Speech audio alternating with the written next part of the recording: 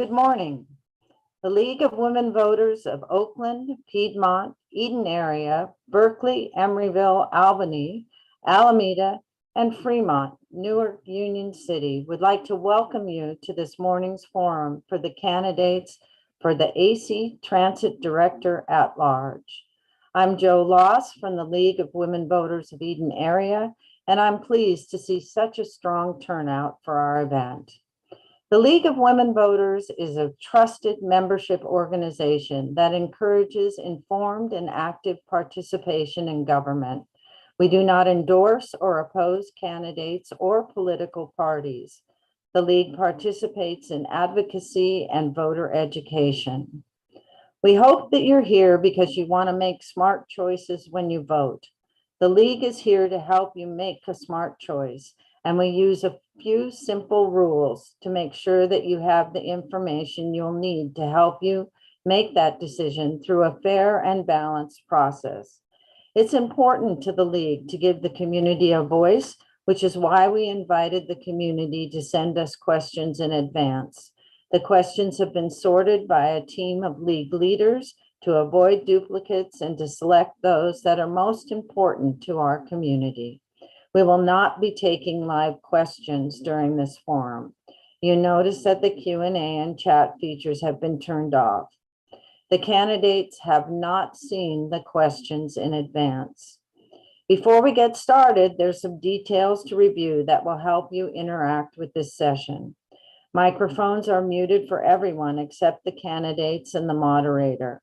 Candidates will stay on screen for the entire forum and will mute until it is their turn to speak.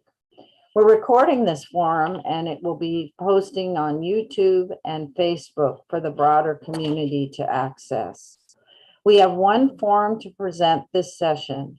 The AC Transit Ward 3 forum will begin at 10:45. Both candidates for the AC Transit Director at Large are present. They're Joel Young and Alfred Twu. Thank you for being here. So the AC Transit Board of Directors is a 7-member elected board charged with the duty of setting policy and regulating district operations. The Public Utilities Code, Section 24501 to 27504, commonly referred to as Transit District Law, spells out more specifically the duties of the board and the district. In addition, the district also operates under the directives and guidance of numerous state and federal laws and regulations. The 5 members of the board of directors are elected from 5 specific geographic areas known as wards. Candidates for these ward seats must live within the boundaries of the ward they seek to represent and are elected by the voters within this ward. 2 members of the board are at-large positions. Candidates for at-large position must live within the overall district boundaries and are elected by voters district-wide. I'd like to advise everyone that the candidates have all agreed to participate under the ground rules set for this forum. The League is very proud of their history of civil discourse and nonpartisan forums. This is an educational event, not a debate. Next, I'd just like to remind the candidates of the key ground rules. You have 2 minutes for your opening statement, 1.5 minutes for each answer. The timer clock is present on the screen. Before the forum, we determined the order of speaking, which will alternate with each question. Each candidate will have 1 minute to provide a closing statement. We're ready for opening statements. Mr. Twu, you have 2 minutes. All right. Good morning, everybody. My name is Alfred Twu, and I'm running for the AC Transit Board at Large. I'm an architect, a planning commissioner, a transit advocate, and an everyday bus rider. I often say that politics is like a bus. We come from many different places, and we are headed to different destinations. But for the part of the journey where we're headed the same way, we get there faster together. And I say that because cooperation with the state, local, and community level will be critical for transit to get the funding it needs to survive the pandemic, to create a seamless regional transit system across the whole Bay Area, and to adapt to our new normal of remote work, as well as the opportunity of transit-oriented development. That's why I'm proud to say that I have the trust, the experience, and endorsement of working with AC Transit directors, Javanka Beckles and Gene Walsh, BART directors, the Alameda County Democratic Party, 6 East Bay mayors, the East Bay Transit riders, and dozens of school board members, community college board members, and city council members.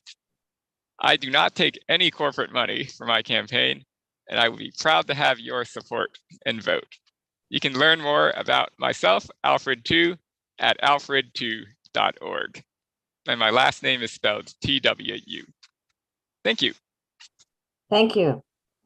Mr. Young, your opening statement, please. Well, first, thank you for giving me the opportunity to participate in this forum, and thank you for all of the work that you do for our community. My name is Joel Young. I am the Vice President of the AC Transit Board, currently serving in a large board seat.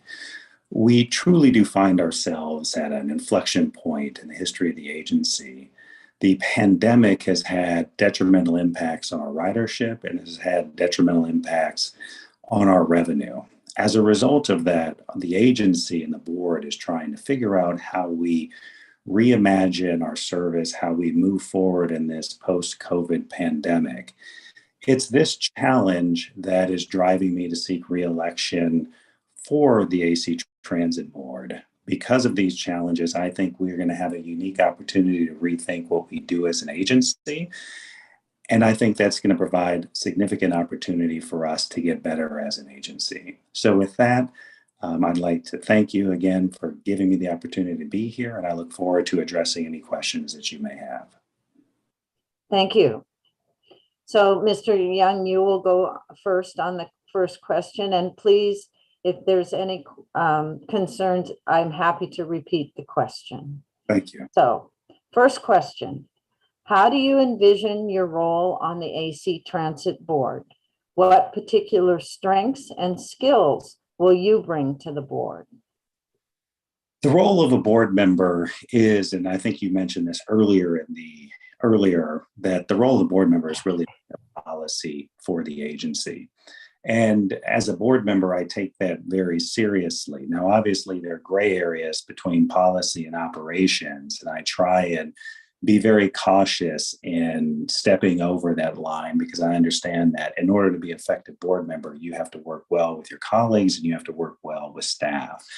In terms of what I bring to the table, I think it's clear. It's 13 years of experience on the AC Transit Board serving in this seat. I know the major issues for the agency. I have thoughts with respect to how to move forward, and I think it's this experience that truly sets me apart from my opponent. It sets me apart from, quite frankly, some of the newer board members who are on the AC Transit Board. Thank you. Mr. Twu, the same question. Thank you. So the role of the board is both to set the overall strategy and policy, and also to be connected to all of our other local electeds through the interagency liaison committees. And what I would bring to the board is that connection throughout the whole district, having worked with council members and other local electeds throughout the district, and also having the personal experience of having lived at both ends of the district. I currently live in Berkeley, but I have previously lived in Fremont. And what I also bring is an architect's point of view of collaboration, as well as that technical understanding that comes from my experience on transit projects, as well as the personal experience of someone that rides the bus, that rides BART, that bikes, and is able to bring all those things together, because having a regional connected transit system is where our future needs to go. Thank you. Thank you. So the next question is a little long, so if you need me to repeat it, please feel free to ask. Mr. Twu, you will answer this one first. The Transformation Action Plan for Bay Area Transit includes ambitious reforms to knit together the region's fragmented transit ecosystem and address declining ridership. What is the status of those reforms, and what do you think are the most important elements of the plan? Sure. So I would say the reforms are still very much a work in progress, but I'm in full support of bringing together all the agencies through what is called the Seamless Bay Area Plan. And I'm proud to be endorsed by the Seamless Bay Area organization as well. And I think the most important things for our riders is having reliable connections for people who need to transfer. And also, because a lot of our riders are low income, to have free transfers between agencies so that people aren't getting charged twice just because their trip happens to require two different services. Thank you. Thank you. Mr. Young? So this is a great question. This is a question that we as an agency have been thinking about. This is a question that transit agencies across the region have been thinking about. The question is, how do we better operate together? I can speak on behalf of AC Transit. We currently ensure that we connect with all the major transit agencies within our district. So every BART stop, VTA, that connection that services VTA down in the southern portion of the district, as well as CCCTA in the northern part of our district. So from our vantage point, we have tried to take steps to ensure that there is connection amongst the transit agencies within our service network. The other issue is the Fare Integration Task Force. As Mr. Twu mentioned a second ago, there is a penalty if you transfer from BART to AC Transit or from AC Transit to BART if you have to take two different transit agencies. AC Transit is currently leading the Fare Integration Task Force that is being run by MTC, which is currently studying the issue. And we hope to have the pilot program launched in the very near future so we can really study whether or not fare integration will result in increased use of public transportation. Thank you. So, Mr. Young, you have the next question. What specific public service experience do you have working collaboratively to produce outcomes for constituents or a community? Well, I can look at my record and point to various examples. So I think the biggest example is leading the AC Transit Parcel Tax Renewal Committee. Back in 2016, we had to extend our parcel tax. I was chosen from the board and from executive staff to lead that parcel tax re-election, and we were able to successfully do that and raise approximately $600 million for the agency over the next 20 years. So that's just one example. Another example is I was chosen to lead the California delegation of APTA for lobbying for the Biden infrastructure bill on behalf of the California delegation to the California, both congressional and Senate elected officials in the state of California. So those are just two examples. I'm sure I could go on, but with that, I'll yield my time back to the chair. Thank you. Mr. Twu. Sure. So I have a broad range of experience, having served on the Zero Waste Commission in Berkeley, working on recycling issues, on the Planning Commission in Berkeley, working on city planning and transit-oriented development. I've also participated in many civic and political organizations.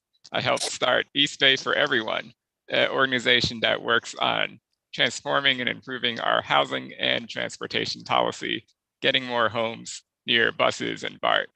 I've also been active in the Democratic Party, working on passing resolutions and building support for legislation to support mass transit, to fund mass transit, and to create housing policy that works with mass transit. Thank you.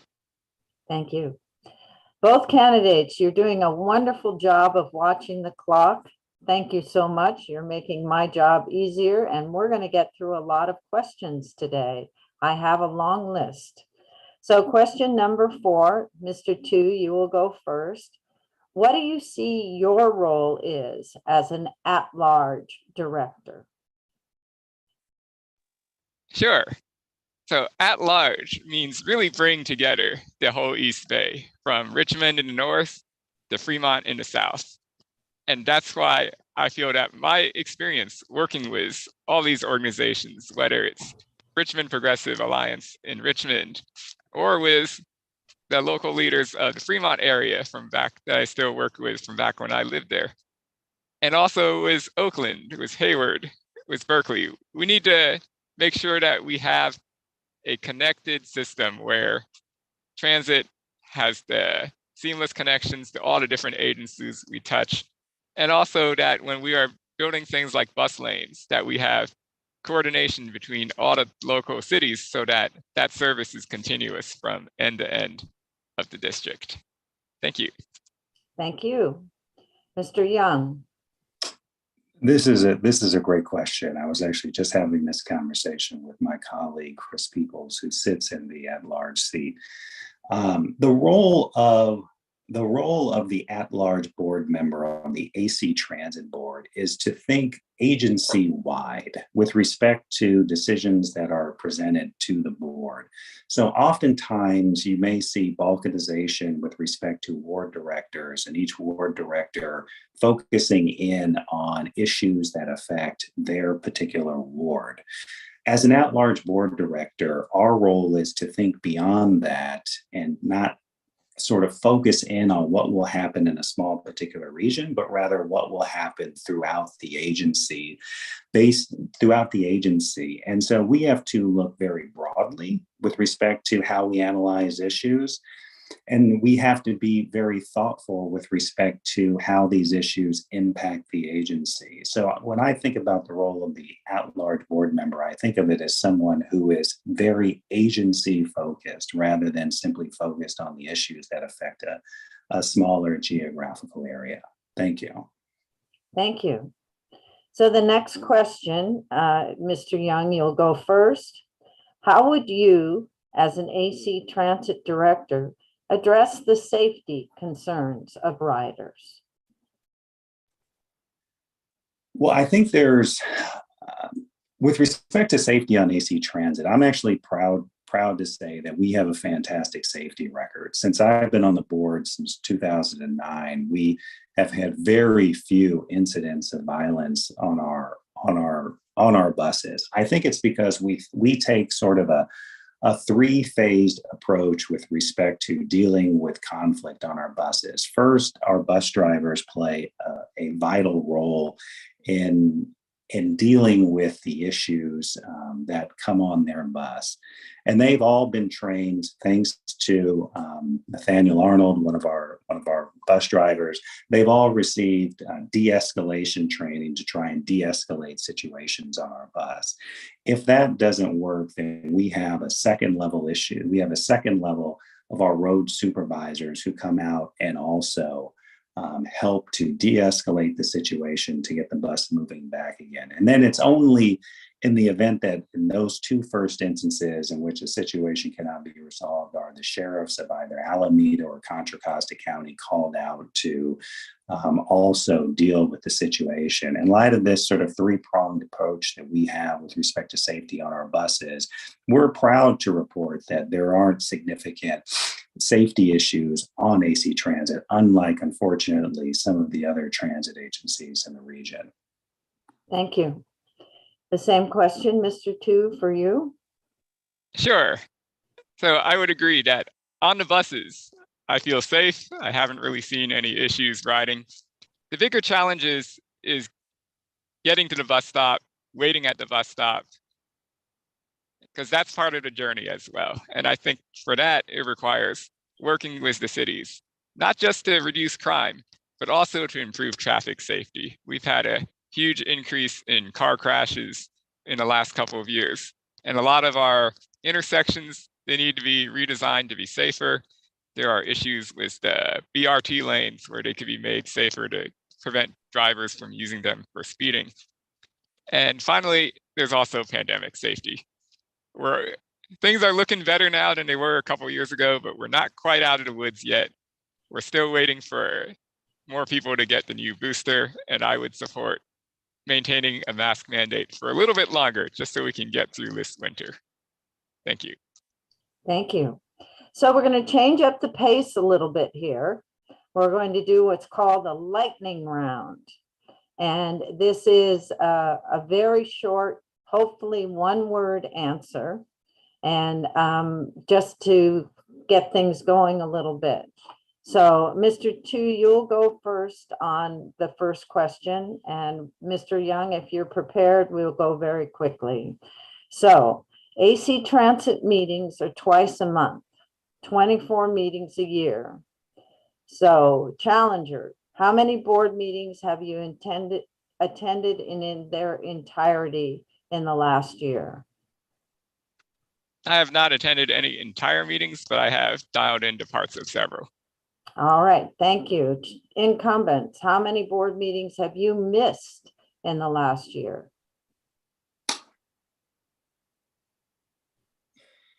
I can't recall missing one. I know I've had to skip out on a few because of my father and my mother's various surgeries, but that's about it. Okay.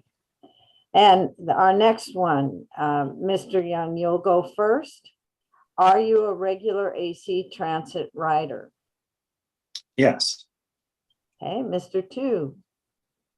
Yes. Okay, and Mr. Twu, you'll go first on this one. When was the last time you rode an AC Transit bus? About 2 hours ago on line 40. Thank you. And Mr. Young? About a month ago. Month ago. Thank you. All right, back to our regular minute and a half. This is, oh, I got confused. And I think Mr. Young, you go first. Usually the candidates correct me. Mr. Twu, you go first? I don't. Okay, I'm sorry. Could you repeat the question? I'm going to, yes, here's our minute and a half. Mr. Young, I think you go first. Fantastic. What do you think AC Transit is doing right? And how will you build on that as a director? There are a number of things AC Transit is doing right. The first thing that AC Transit is doing right is we're providing thought leadership for the entire transportation industry in America with respect to this zero emission transition. So AC Transit is currently conducting a 5x5 study with Stanford to analyze the best zero emission technology that is out there. So we're comparing battery electric buses to fuel cell buses, and the entire transportation industry is looking at these results with respect to this study. And I'm proud to say that AC Transit, because of our leadership on this, will have an outsized impact on the zero emission transition in the bus industry in America, because transit agencies are looking at what we're doing and following what we're doing. And so we as an agency have taken a lot of pride and leadership on that issue. Depending on how much time I have left, I can keep on going. I can't see the thing, but you have 24 seconds. Go for it. The second issue that I'm very proud that we're taking leadership on is this concept of equity in transit. So part of our short-term strategic plan to really focus on equity within the agency, along with equity with the allocation of our service. And I'm proud to say we are taking leadership as a transit agency on this issue. That is a new concept for the transportation industry. Thank you. Mr. Twu, the same question. Could you repeat the question? Sure. What do you think AC Transit is doing right? And how would you build on that as a director? Sure. So I would say one thing that AC Transit has done well is really focused on that local everyday service. And it has paid off in the pandemic, where we've seen faster ridership recovery on AC Transit than on BART and some of the more commuter focused agencies. And I think that's really where we're headed in the future, where in the past, transit was about getting people out of their cars to get downtown and back during rush hour. But in the future, transit is going to be more about enabling people to live without even having to own a car at all. And that's where transit-oriented development, as well as working with the state government on some of these new state laws that allow more housing near transit, is really going to both bring the ridership we need in the future, as well as supply the tax base to fund that service. Thank you. Thank you. You both have done a wonderful job. We have one more question and then we'll move to your closing statements. So the last question, Mr. Twu, you will go first. The federal COVID relief funds run out at the end of June 2024. What impact will that have on the AC Transit budget, and how do you propose closing the gap? Thank you. So this is an issue that every transit agency is facing. It's what's known as the fiscal cliff. And it's one that AC is in a little better shape than most because fares were a relatively small part. But if any part of our regional transit system fails, AC will be in trouble as well. For example, if BART service is cut, that's going to affect bus riders also. And so that's why we need a regional plan, or even a state plan, whether it's state legislation or a regional ballot measure to provide transit funding. I know in the long term, transit-oriented development will provide the funding we need, but for the next few years, because work from home is our new normal, we are definitely going to need some more operating assistance to keep transit running. Thank you. Thank you. Mr. Young. Again, fantastic question, an issue that we're talking about at a board level. So you are correct in that there could potentially be a significant budget issue when the federal operating dollars run out in 2024. Our staff and our agency, we've put together sort of a best case scenario, a base case scenario, and a worst case scenario. A lot of our budgetary situation is going to be impacted on how the economy does and how the stock market and financial assets perform.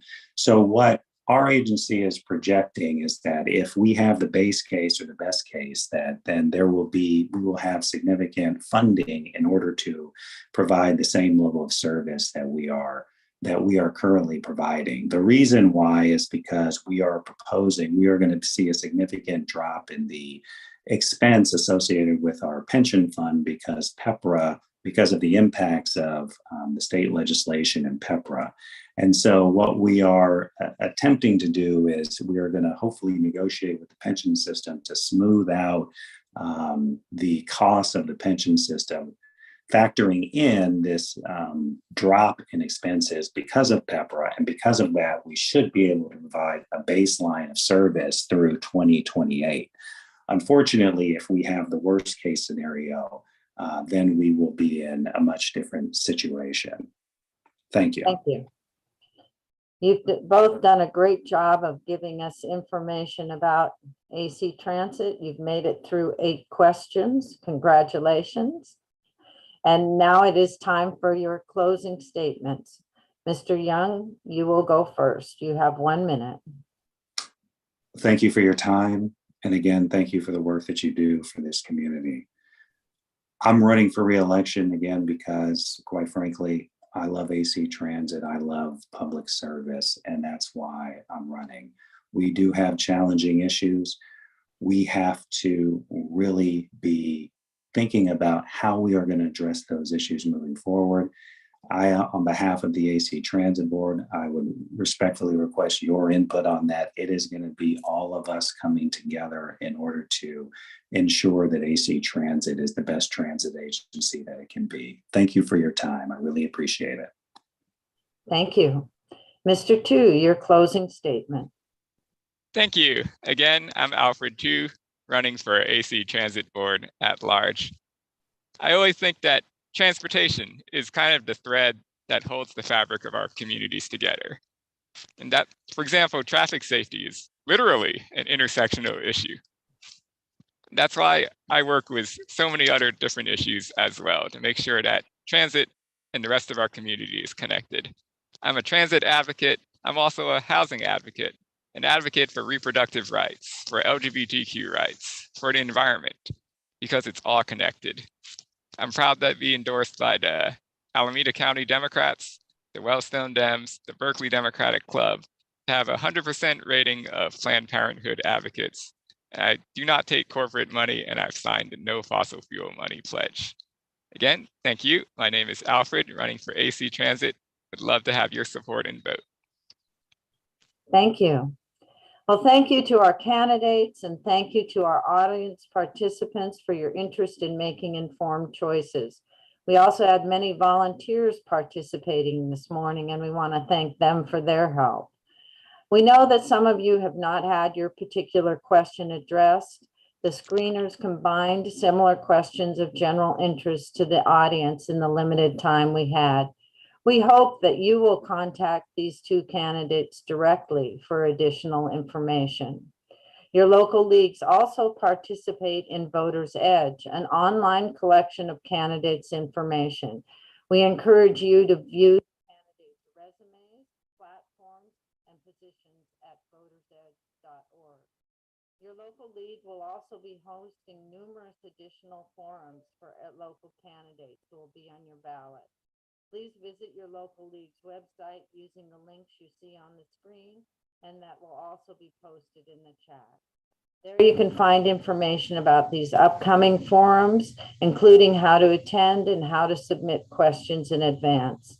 You can also access recordings of previous forums there. If you've moved or changed your name or wish to change your party affiliation since you last registered, you need to re-register to vote. The deadline to register online is October 24th. Voters may also register to vote on Election Day. Ballots will begin to be mailed out on October 10th. You can vote in person, by mail, or place your ballot in an official Alameda County ballot drop box. Whatever you choose, please remember to cast your ballot on or before Election Day, November 8th, 2022. And finally, if you haven't already, please respond to the very quick two-question poll that you should see on your screen. The league wants your feedback. You will also receive a one-question survey in your browser window after you leave this webinar. Please take a moment to give us your written feedback.